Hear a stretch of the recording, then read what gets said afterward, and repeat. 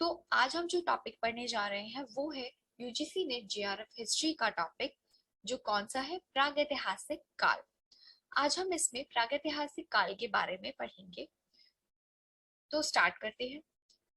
सबसे पहले हम जानते हैं कि प्रागैतिहासिक काल होता क्या है। आपने पहले भी पढ़ा होगा। प्रागैतिहास या प्रागैतिहासिक काल किसको बोला जाता है या किसको कहा जाता है? तो जो प्रागैतिहासिक काल है, ये इस काल में मनुष्य ने इस काल में मनुष्य ने घटनाओं का कोई लिखित विवरण नहीं रखा था, जिसके कारण इस काल में मनुष्य ने घटनाओं का कोई लिखित विवरण नहीं रखा था, जिसके कारण क्या, इसको क्या बोला जाता है? प्रागैतिहास या प्रागैतिहासिक काल कहा जाता है। ठीक है। इसमें सबसे इंपॉर्टेंट जो बात है वो क्या है कि इस काल में जो भी जानकारी हमें मिलती है, इस काल के विषय में जो भी जानकारी हमें मिलती है, वो किससे मिलती है? पाषाण के उपकरणों या मिट्टी के बर्तनों या खिलौनों आदि से प्राप्त होती है, क्योंकि यहाँ से कोई लिखित स्रोत या साक्ष्य नहीं मिले हैं। लिखित स्रोत या साक्ष्य नहीं मिले हैं। अब सबसे पहले हम जानते हैं कि आदि ऐतिहासिक काल किसको बोलते हैं। यानी कि देखो, प्रागैतिहासिक काल क्या होता है? जिसका कोई लिखित विवरण मौजूद ना हो, जिसका कोई लिखित विवरण मौजूद ना हो, उसको प्रागैतिहासिक काल बोलते हैं। आद्यैतिहासिक काल किसको बोलता है? कि इस काल में लेखन कला तो प्रचलित थी, मतलब जो भी ग्रंथ थे, जो भी लिखित विवरण तो मिले हैं, लेकिन उसकी जो लिपि है उसको अभी तक क्या नहीं किया गया, पढ़ा या लिखा नहीं जा पाया। ठीक है। ऐसे स्रोत जिनको हम पढ़ नहीं सकते वो किस में आते हैं? वो आद्य ऐतिहासिक काल में आते हैं, जैसे कि हड़प्पा सिविलाइजेशन, हड़प्पन सिविलाइजेशन। उसके ग्रंथ तो मिले हैं, उसका साहित्य तो मिला है, लेकिन उसकी जो लिपि है वो आज तक पढ़ी नहीं गई है। तो उसको हम किस में रखते हैं? आद्य ऐतिहासिक काल में रखते हैं। ठीक है। फिर आता है ऐतिहासिक काल। ऐतिहासिक काल में मानव के उस काल को इतिहास कहा जाता है जिसके लिए क्या, लिखित विवरण उपलब्ध हैं, यानी कि लिपि पढ़ी लिखी जा सकती है। हम उस चीज को पढ़ के अंदाजा लगा सकते हैं कि हाँ, इनका काल कैसा था या इन्होंने अपने काल में क्या क्या कार्य किए। लेकिन वो लिपि जिसको पढ़ी नहीं जा सकती, वो किसके अंतर्गत आती है? वो आद्य ऐतिहासिक काल के अंतर्गत आती है। सबसे पहले आती है क्या, मनुष्य की जो कहानी थी वो आज से लगभग कितने 10 लाख वर्ष पूर्व प्रारंभ होती है, जिसको क्या, ज्ञानी मानव या होमोसेपियंस का प्रवेश इस धरती पर कब से, करीब 30 से 40 हजार वर्ष पहले हुआ था। आपसे पहले पूछा जा सकता है कई बार कि सबसे पहले पृथ्वी पर, धरती पर कौन आया था, कौन सा मानव आया था? तो आपको पता होना चाहिए होमोसेपियन सबसे पुराना है। ठीक है। इसके बाद आता है नेक्स्ट आता है पाषाण काल। पाषाण काल को हम 3 भागों में विभाजित करते हैं। इस काल का जो मनुष्य था उसकी सभ्यता का जो प्रारंभिक काल माना जाता है, किसको? पाषाण काल को। और पाषाण काल को किसमें 3 भागों में विभाजित किया जाता है? पूरा पाषाण काल, मध्य पाषाण काल, नव पाषाण काल या उत्तर पाषाण काल। ठीक है। तो सबसे पहले हम क्या पढ़ेंगे? पूरा पाषाण काल के बारे में पढ़ेंगे। ठीक। तो सबसे पहले हम पूरा पाषाण काल को देखते हैं। पूरा पाषाण काल, पूरा पाषाण काल यूनानी भाषा में प्राचीन एवं पाषाण के अर्थ में प्रयुक्त होता है। इन्हीं के आधार पर, इन्हीं शब्दों के आधार पर क्या, पाषाण काल शब्द बना। पाषाण काल कैसे बना? यूनानी भाषा का शब्द है ये, जिसका क्या, प्राचीन या पाषाण के अर्थ में इसको प्रयुक्त किया जाता है। इसी से क्या बना है? पाषाण काल बना है। प्राप्त उपकरणों के आधार पर ये अनुमान लगाया जाता है, मतलब उस काल में, उस काल के जितने भी उपकरण मिले हैं हमें खुदाइयों से, उससे क्या अनुमान लगाया जाता है कि लगभग कितने, 2.5 लाख ईसवी पूर्व के होंगे। कब के होंगे? 2.5 लाख ईसवी पूर्व के होंगे। फिर आता है कि ये जो काल है, ये जो पूरा पाषाण काल है, ये काल कैसे था? आखेटक एवं खाद्य संग्रहण काल के रूप में भी इसको जाना जाता है। पूरा पाषाण काल को कौन से काल के रूप में भी जाना जाता है? आखेटक एवं खाद्य संग्रहण के रूप में, क्योंकि इस टाइम पर जो मानव का जीवन था वो कैसा था? स्थिर नहीं था। वो खाने की तलाश में या आखेटक की तरह जिंदगी अपनी व्यतीत करता था, अपना जीवन व्यतीत करता था। कभी कहीं पर शिकार करने के लिए जाता था, कभी कहीं पर शिकार करने के लिए जाता था, तो वहीं रह जाता था, लेकिन किसी एक जगह पर स्थायित्व इनका नहीं था। तो अभी तक भारत में पूरा पाषाण कालीन मनुष्य के अवशेष कहाँ से मिले हैं? कहीं से भी नहीं मिले हैं, क्योंकि जो भी मिले हैं वो कैसे थे? उस समय प्रयोग में लाए जाने वाले पत्थरों के उपकरण के आधार पर हम इस पे अंदाजा लगा सकते हैं। लेकिन अभी कहाँ से मिला है? हाल ही में महाराष्ट्र के, कहाँ से मिला है? महाराष्ट्र के, महाराष्ट्र के कहाँ से मिला है? बोरी नामक स्थान से, महाराष्ट्र के बोरी नामक स्थान से मिला है। इससे क्या अनुमान लगाया जाता है कि इस पृथ्वी पर मनुष्य की उपस्थिति कब से है? लगभग 14 लाख वर्ष पुरानी मानी जाती है। और उस टाइम के कैसे बनाए जाते थे पत्थर? गोल पत्थरों से बनाए गए प्रस्तर उपकरण मुख्य रूप से कहाँ से मिले हैं? सोहन नदी की घाटी से मिले हैं। यानी कि आपसे ये क्वेश्चन पूछा जा सकता है कि पूरा जो पाषाण काल है वो कौन सी नदी घाटी से मिले हैं? तो सोहन नदी घाटी से पूरा पाषाण काल के अवशेष मिले हैं। और कैसे मिले हैं? वहां से हमें उनके प्रस्तर यानी पत्थर से बनाए गए उपकरण मिले हैं। और बोरी, महाराष्ट्र के बोरी नामक खुदाई में जो अवशेष मिले हैं उससे ये पता चलता है कि यहाँ पे मनुष्य की जो उपस्थिति थी वो कितनी पुरानी थी? वो 14 लाख वर्ष पुरानी मानी गई थी। ठीक है, फिर आता है यहाँ पे जो पत्थरों का इस्तेमाल किया जाता था वो कैसा था? कोर और फ्लेक्स प्रणाली, मतलब सामान्य पत्थरों के कोर तथा फ्लेक्स प्रणाली द्वारा बनाए गए औजार मुख्य रूप से कहाँ से मिले हैं? मद्रास, जो कि वर्तमान में कहा चेन्नई में पाए जाते हैं। इन दोनों प्रणालियों से निर्मित प्रस्तर के औजार सिंगरौली घाटी, मिर्जापुर एवं बेलन घाटी इलाहाबाद में मिले हैं। यानी कि ये जो पूरा पाषाण काल मानव के जो औजार थे, ये कौन से औजार कैसे बनाए जाते थे? कोर और फ्लेक्स प्रणाली पर।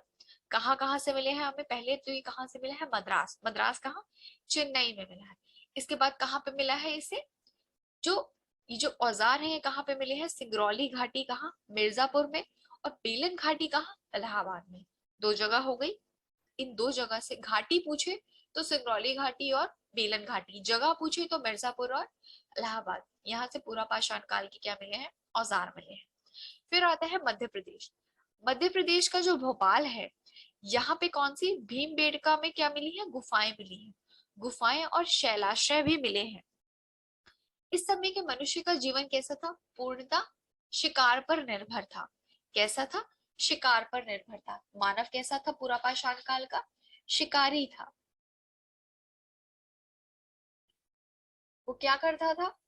अग्नि के प्रयोग से अनभिज्ञ था, क्योंकि वो कच्चा शिकार करता था। शिकार करके क्या करता था? ऐसे ही कच्चा मांस खा जाता था, क्योंकि उस समय अग्नि के प्रयोग से वो अनभिज्ञ थे, उनको अग्नि का ज्ञान नहीं था। इस समय के मनुष्य कैसे थे?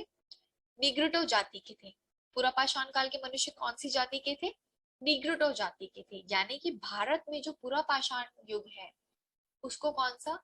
औजार प्रौद्योगिकी के आधार पर 3 अवस्थाओं में बांटा जा सकता है। ठीक है, कौन कौन सी 3 अवस्थाएं हैं? वो पूरा पाषाण काल की बात हो रही है ये भी, लेकिन हम इसका विभाजन किस आधार पर कर सकते हैं? औजार प्रौद्योगिकी के आधार पर। ठीक है, 3 अवस्थाओं में, निम्न पुरा पाषाण काल, मध्य पुरा पाषाण काल, उच्च पुरा पाषाण काल। तो निम्न पुरा पाषाण काल में कौन से कैसे औजार थे? हस्तकुठार, हैंडेक्स या विदायनी या क्लीवर उद्योग। ठीक है, और मध्य पुरा पाषाण काल में शलक या फ्लेक्स से बने औजार मिलते थे। और उच्च पुरा पाषाण काल में शल्कों या फलकों या ब्लेडों के औजार मिले हैं। ठीक है, तो ये याद रखिएगा। अब आता है पूर्व पुरा पाषाण काल के जो महत्वपूर्ण स्थल है, कहाँ कहाँ में मिले हैं भारत में। ठीक है, तो सबसे पहले तो पहलगांव में मिले हैं। पहलगांव कहाँ पर है? कश्मीर में है। फिर आती है बेलन घाटी। बेलन घाटी अभी हमने देखा था इलाहाबाद, कहाँ? यूपी में। फिर आता है भीमबेटका और आदमगढ़। भीमबेटका आदमगढ़ कहाँ पर है? होशंगाबाद एमपी में। फिर ये 16 आर और सिंगी तालाब कहाँ पर है? नागौर में, राजस्थान में मिला है। पूर्व पाषाण काल की बात हो रही है।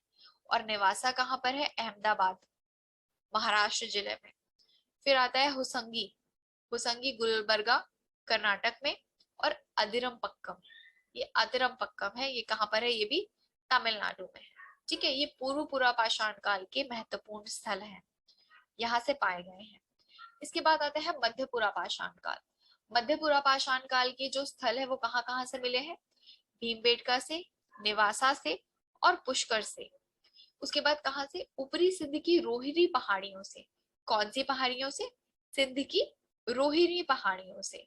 फिर नर्मदा के किनारे स्थित समानापुर से, किसके? मध्य पुरापाषाण काल के साक्ष्य हमें मिलते हैं। फिर आता है कि पुरापाषाण काल में प्रयुक्त होने वाले जो प्रस्तर के उपकरण थे, उनका आकार एवं जलवायु में होने वाले परिवर्तन के आधार पर 3 भागों में विभाजित किया था। अभी हमने पढ़ा था प्रस्तर के उपकरण के आकार के आधार पर हमने इसको 3 भागों में विभाजित किया था। जैसे कि निम्न पुरापाषाण काल 2.5 लाख से 1 लाख ईसा पूर्व है। मध्य पुरापाषाण काल 1 लाख से 40,000।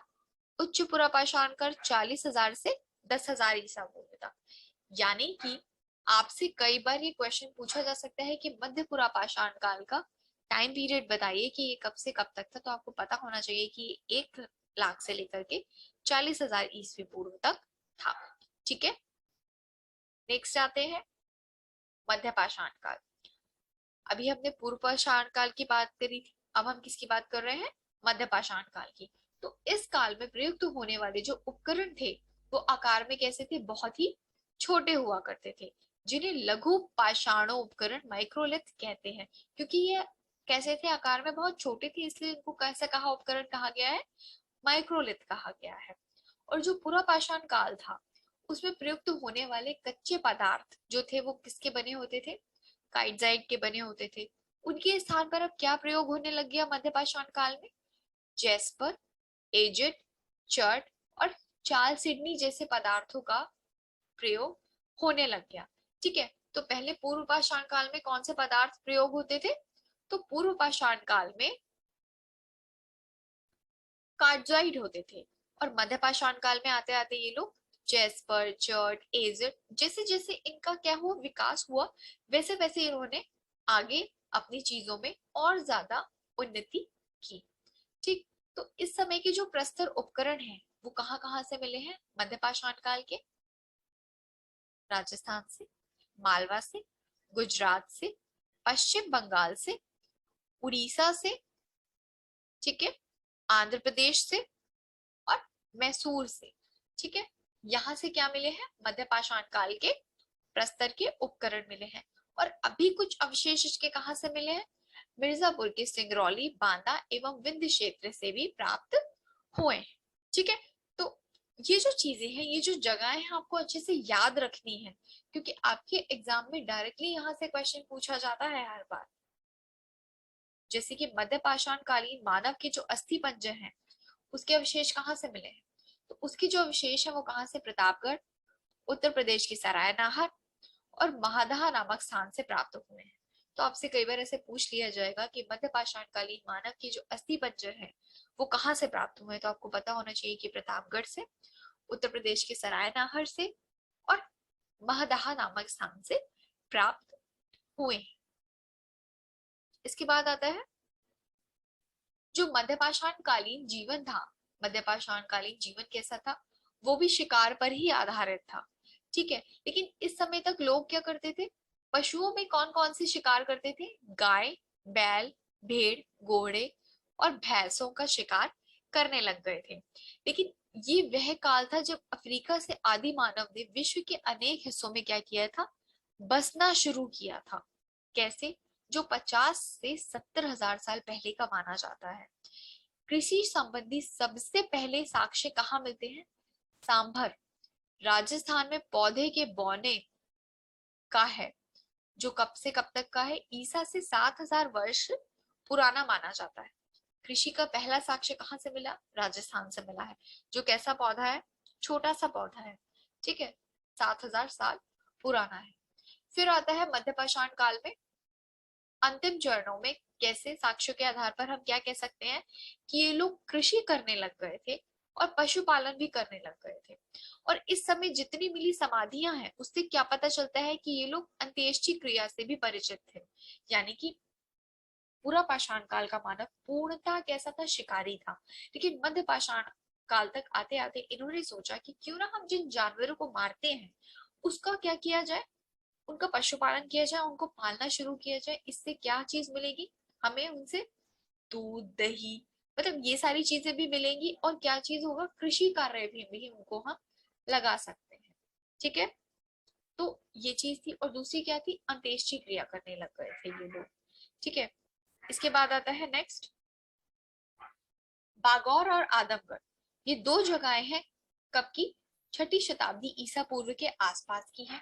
जिससे क्या, मध्य पाषाण युगीन लोगों द्वारा कौन से भेड़ बकरियां रखे जाने का साक्ष्य मिलता है। अब मध्य पाषाण युगीन जो संस्कृतियां हैं इनके कुछ महत्वपूर्ण स्थल हैं, जैसे कि कौन सा, बागौर।